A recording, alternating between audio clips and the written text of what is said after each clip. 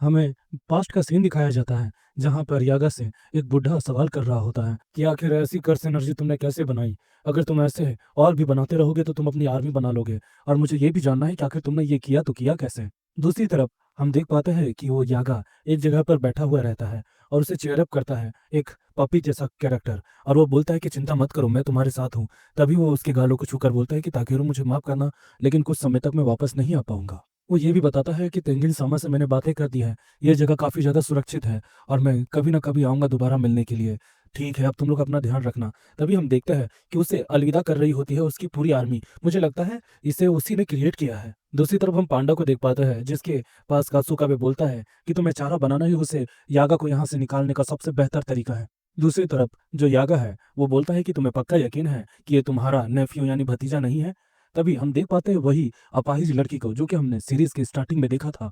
तभी उसका care taker जैसा एक लड़का बोलता है कि अगर तुम ज़्यादा चिपकने की कोशिश करोगे, तो तुम्हारी जान चली जाएगी, इसीलिए बेहतर ये होगा कि तुम सारी चीज़ें अच्छे से एक्सप्लेन करो। तभी हम देखते हैं वहाँ पर वही ताकेरू को, और वो बोलता है, मासामिची, वो औरत ही मेरी मॉम है, राइट? तभी यागा बोलता है कि तुम्हें ये बात पता चल गई क्या? तब वो बोलता है कि पहचानना आसान था, क्योंकि मैं जीनियस हूँ ना, और उसका ये जीनियस वाला मूव उस औरत को याद आ जाता है, और वो चलने की कोशिश करती है लेकिन गिर जाती है। लेकिन फिर वो दोबारा से खड़ी होती है और उसे गले लगाकर रोने लगती है। तभी वही बोलता है कि मुझे माफ़ कर देना, उसके पिता से या फिर शायद केयरटेकर से। वो बोलता है, चिंता मत करो, मैं जहाँ तक जान सकता हूँ कि ये डॉल एक कर्ज से बनाई गई है, लेकिन जहाँ तक मुझे ऐसा लगता है कि ये ज़्यादा दिन तक अपने मॉम के साथ नहीं रह पाएगी, लेकिन तुम्हारा धन्यवाद। प्रिंसिपल जा ही रहे होते हैं, तभी वहाँ से वही बूढ़ा व्यक्ति एक पूछता है कि मुझे ये बताओ कि तुम अपनी डॉल को छोड़ के गए हो, तुम कहाँ जा रहे हो? तभी ये जो प्रिंसिपल है वो बोलता है कि मैं अपने बेटे से मिलने जा रहा हूँ। तभी वो बोलता है कि एक चीज़ मुझे बता दे दो कि तुम सर्वाइव कर सकते हो डेथ सेंटेंस को? उसके कुछ बोलने से पहले, यानी प्रिंसिपल के कुछ बोलने से पहले वहाँ पर वही बूढ़े व्यक्ति आ जाता है, जो कि अपना गिटार बजाता है, और उसके बाद हमें दिखता है कि जो प्रिंसिपल है, वो ज़मीन में चोटिल होते हैं। तभी वो बूढ़ा व्यक्ति दोबारा बोलता है, "पीछे हो जाओ, बाकी सब मैं समझ लूँगा।" प्रिंसिपल बोलते हैं कि आपके पास 3 सोल्स हैं और तीनों सोल्स आपको बैलेंस करनी पड़ती है, जो कि एक तरह से कर्स पावर को मनाई जाती है, जिससे आप कोई भी ऑब्जेक्ट्स को इन्फॉर्मेशन निकाल भी सकते हैं और किसी को दे भी सकते हैं। लेकिन हाँ, जब तक एक कर्स ऑब्जेक्ट आपके पास है, तब तक आप दूसरी इस्तेमाल करते हैं, दूसरी हो तो तीसरी इस्तेमाल करते हैं।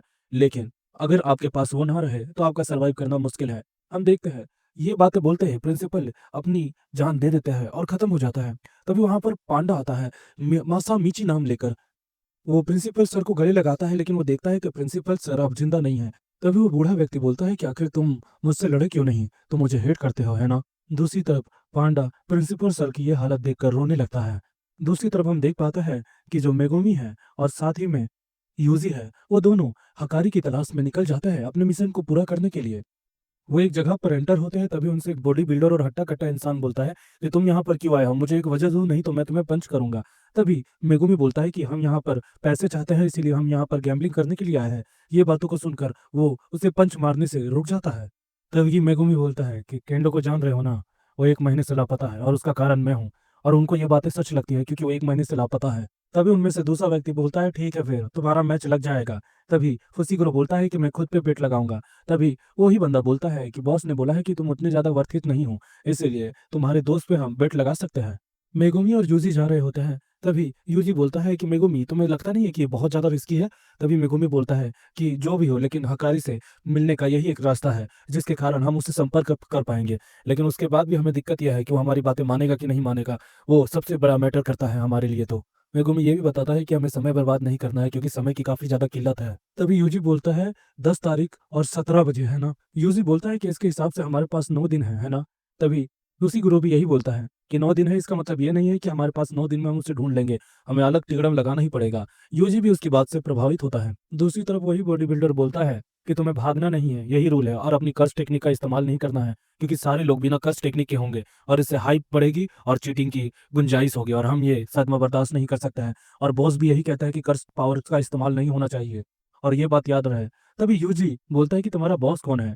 तभी बॉडी बिल्डर बोलता है कि तुम इतना क्यूरियस हो क्या? हम देखते हैं कि धीरे-धीरे करके यूजी रिंग में पहुँचता है और उसका सामना पांडा से होगा, ये वो अनाउंसर बता रहा होता है। और दूसरी तरफ यही चीज़ को एक व्यक्ति देख रहा होता है, और वो कोई और नहीं, वो हकारी होता है।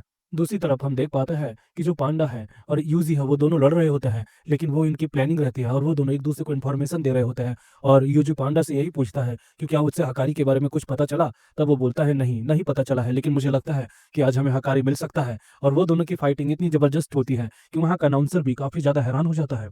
हम देखते हैं कि दूसरी तरफ यूजी एक्टिंग कर रहा होता है कि उस काफी अच्छा लड़ रहा है, लेकिन वो लाइट पंचेस और लाइट किक मारता है। अंत में जाके पांडा गिर जाता है और हारने की एक्टिंग करता है और विनर यूजी कहलाता है और पूरी क्राउड काफी ज्यादा हाइप्ड हो जाती है। तभी एक व्यक्ति को हकारी फोन करता है और बोलता है कि अब इसे सीधे ऊपर फ्लोर पर लाओ, यूजी को ऊपर फ्लोर पे लाओ, क्योंकि उसके लिए मेरे पास एक बेहतरीन स्क्रिप्ट है। हकारी ये भी बोलता है कि बाकी लोगों पे भी नजर रखो, नहीं तो फिर कुछ अनहोनी हो सकती है। दूसरी तरफ जो पांडा है वो बोलता है इसका मतलब ये है कि यूजी हकारी से कांटेक्ट में आएगा और उससे बातें करेगा, है ना।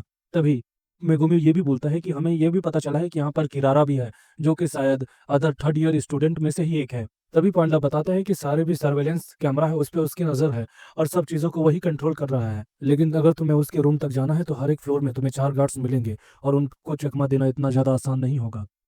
दूसरी तरफ जो यूजी है उसे केंजी हकारी की जीएफ बुला रही होती है और बोलते हैं कि केंजी हकारी तुमसे मिलना चाहता है, और उसके बाद वो उस रूम में उसे बंद कर देती है और चली जाती है। हकारी बोलता है कि यूजी, अगर मैं तुम्हें बोलूं कि तुम 1 महीने के अंदर में 10,000 रुपये कमा पाओगे, और वो भी मात्र 1 घंटे काम करने के कारण, तो तुम यकीन करोगे। तब यूजी बोलता है हाँ, लेकिन ये होगा कैसे। तभी हकारी बोलता है कि तुम्हें बस 20,000 रुपये का एक कोर्स खरीदना होगा। तब तो जो यूजी है बोलता है ये तो फ्रॉड और स्कैम है। तभी हकारी बोलता है एग्जैक्टली, कभी कभी मान्यताओं में ऐसा होता है कि हम जो चीज़ देख रहे हो वो एक स्कैम हो, लेकिन लोगों को ऐसा लगता है कि ये चीज़ वास्तव में काफ़ी ज़्यादा सच है। तभी हकारी ये भी बोलता है कि आज मैंने देखा तुम्हारे अंदर काफ़ी आग थी। तभी यूजी बोलता है आग कहने का क्या मतलब है। तभी हकारी बोलता है आग, जिस हिसाब से तुम लड़े, तुम्हारा जोश, तुम्हारा जज्बा, मुझे आग पसंद है। हकारी ये भी बताता है कि गैम्बलिंग एक ऐसी चीज़ है जो कि लोगों की ज़िंदगी बदल भी सकती है और बिगाड़ भी सकती है, लेकिन गैम्बलिंग मुझे पसंद है, मैं उसी के लिए बना हुआ हूँ। उसने जब फाइट क्लब बनाई तब भी उसने गैम्बलिंग के बारे में ही सोचा था, ऐसा हकारी बताता है। फिर हकारी उसे एक ड्रिंक ऑफर करता है और उसके बाद वो दोनों पी ही रहे होते हैं। तभी हकारी बोलता है तो तू जित्सु हाई का एक एजेंट है ना।